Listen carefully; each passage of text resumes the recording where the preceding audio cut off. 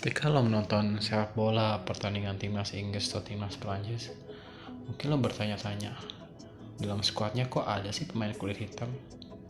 Ini kan tim Eropa, tapi kok ada ya pemain kulit hitam? Kayak tim Afrika.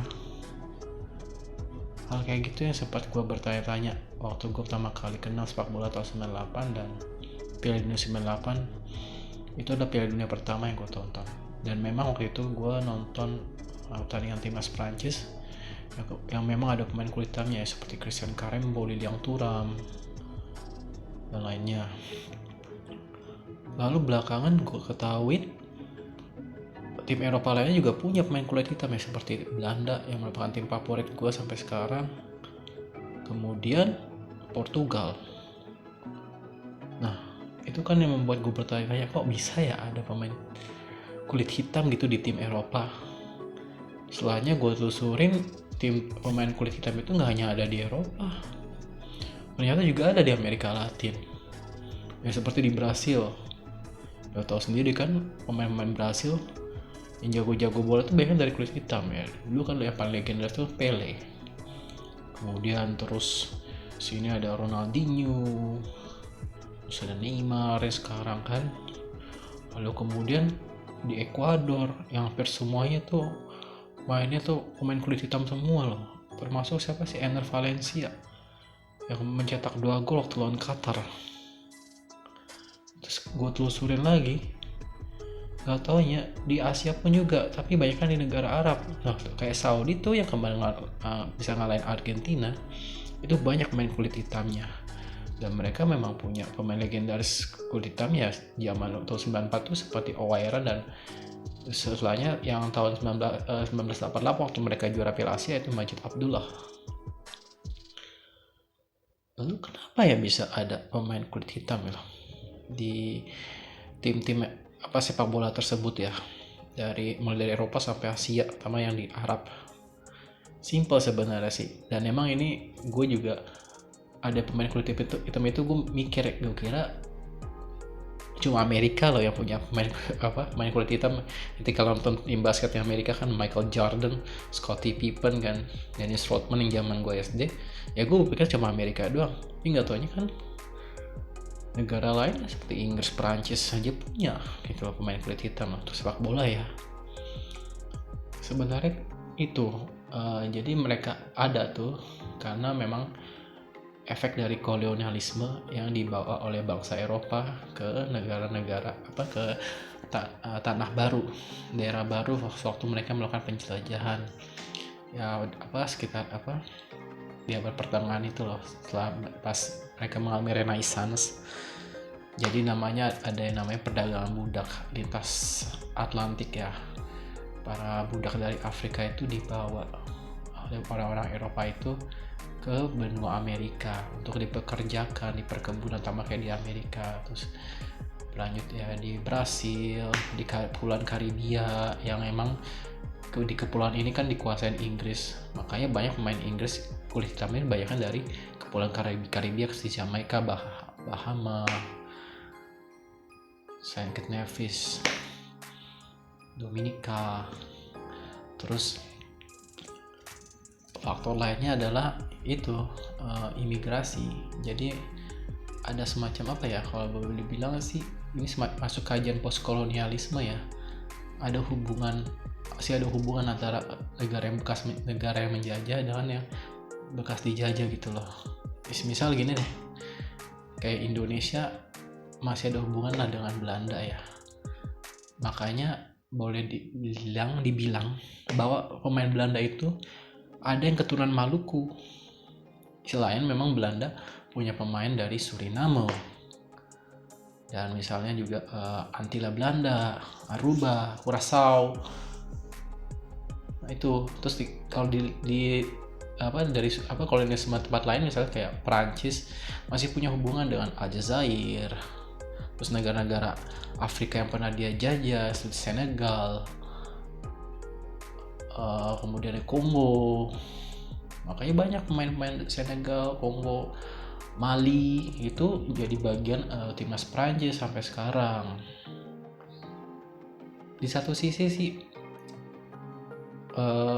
emang memberi dampak positif ya buat tim nasional itu sendiri, karena emang membantu banget prestasi sebuah tim nasional. Maupun mereka boleh dibilang ya nggak dianggap racist sih sama orang-orang sayap kanan ya, sebagai pendatang gitu, bukan orang asli. Tapi itu dampak dari kolonialisme yang dilakukan oleh negara-negara Eropa di masa silam. Akhirnya seperti itu. Ya memang orang-orang kulit hitam ini adalah minoritas gitu loh. Tapi mereka memberikan semacam sumbangsi besar buat negara tersebut di bidang olahraga yang kadang sering ditutup mata oleh kaum sayap kanan. Nah, selain faktor kolonialisme juga ya memang untuk mencari penghidupan yang lebih baik sih. Kalau misalnya kayak di Saudi itu nggak taunya banyak kan dari Nigeria kan jajan Inggris. Nah, di Inggris juga ada pemain kulit hitamnya yang keturunan Nigeria kayak Bukayo Saka tuh yang kemarin nyetak gol lawan Iran, atau Tammy Abraham yang nggak dipanggil oleh Gareth Southgate pada penampilan impresif bersama AS Roma ya. Terus pemain-pemain kulit hitam ini ketika mereka bermain katakanlah bukan negara aslinya ya udah pasti kan ada yang dibaptis ya, atau ya mungkin kalau di negara muslim memeluk Islam ya mereka namanya sesuai dengan nama lokal gitu loh ya. Contohnya kan kayak di Inggris kayak ada Raheem Sterling, Marcus Rashford kan, itu kan namanya nama Anglo kan. Terus juga di Belanda kan misalnya dulu ada Clarence Seedorf, Edgar Davids. Terus sekarang ada ini ya, gue lupa kemarin sih nyetak gol lawan Senegal, Cody Gakpo ya kalau nggak salah ya. Nah itu ada yang beberapa ikutin nama lokal. Di Portugal juga ada nama Nuno Mendes, João Mario. Terus juga ada Renato Sanchez yang nggak dipanggil, The Wonderkid gagal bersinar bersama Bayern Munchen. Tapi beda halnya di Prancis ya, kayaknya nggak berlaku ya penamaan lokal. Makanya kalau boleh dibilang main kulit hitam di Prancis mempertahankan nama aslinya dia ya. Contohnya kan dulu zaman gue ada Marcel Desailly ya, Claude Makélélé ya kan, terus Iliang Thuram. Lalu sekarang sih ada ya siapa, Ousmane Dembélé, Tchouaméni tuh. Ini tetap mempertahankan gitu kan namanya. Mungkin emang ada kebebasan ya di Perancis itu sendiri ya, sesuai dengan slogan mereka itu Liberté, Égalité, Fraternité ya.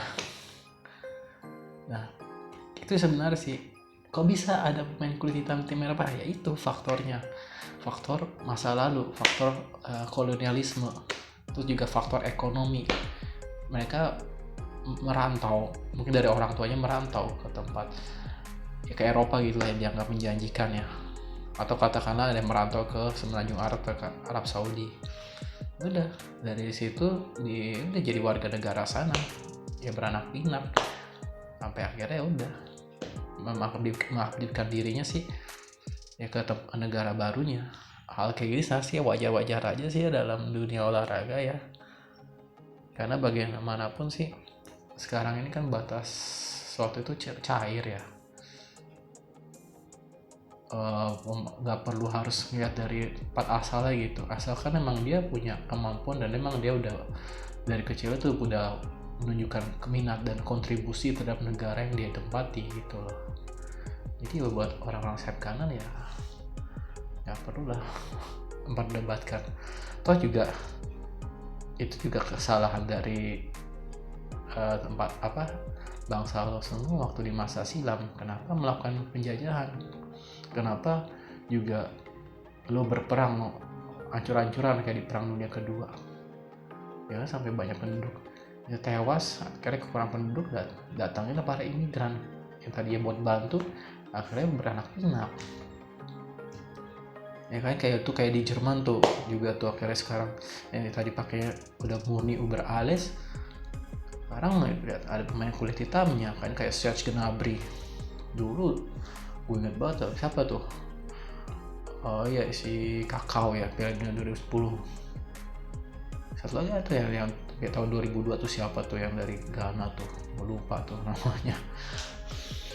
Terus juga kan Terakhirnya sekarang ya udah hampir semua negara itu pemain kulit hitam lah, kayak selain Jerman, Belgia juga ya diwakili Romelu Lukaku. Padahal sebelum Lukaku sudah ada Emilian Penza bersaudara tuh, Mbom Penza. Intinya sih selama itu positif tidak masalah, karena mereka emang udah punya kontribusi dan emang harus dihargai. Dan boleh bilang sih sejauh ini timnas Eropa yang isinya kulit hitam semua tuh yang paling berhasil itu adalah Perancis. Tahun 98 2018 mereka berhasil juara dunia dan membuktikan emang multikulturalismenya tuh berjalan bagus, walaupun ya kayak orang-orang kayak Jean-Marie Le Pen itu ya nggak suka banget sih kayak gini gitu loh. Di Brazil pun ya itu udah ini banget dari tahun 58 semenjak Pele jadi legenda terus-terusan untuk para pemain kulit hitam yang tadi diskriminasi itu ya akhirnya menunjukkan bakat, dan mereka menciptakan permainan ciamik kan, goyang samba, gocekan kasus berhasil kan, yang belum tentu bisa ditiru sama tim-tim lain gitu loh. Nah kalau di Indonesia sendiri sih main kulit hitam ya banyak kan dari Papua. Ya itu sih beda, Papua kan bukan Afrika, mereka Melanesia. Tapi ada kan sekarang ya pemain kulit hitam keturunan Afrika ya, kayak si Ronaldo Kuate kan, kayak Roberto Kuate. Satu lagi siapa ya, anaknya Anthony Jumabala tuh juga tuh. Tapi emang belum beruntung, dia belum masuk timnas Indonesia, sedangkan si Ronaldo ini udah masuk timnas senior malah selain junior. Jadi intinya sih kalau gue pikir-pikir ya pemain-pemain Afrika itu udah di mana-mana, keberadaan mereka tuh di mana-mana dan bener-bener dibutuhin banget, vital loh. Ya tahu sendiri lah orang Afrika lari kencang banget, kayak pelari-pelari maraton dari Kenya lah, kencangnya minta ampun.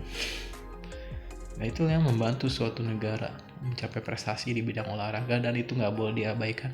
Dan mereka tetap mempunyai hak yang sama sebagai warga negara karena kontribusinya terhadap negara yang mereka tempati.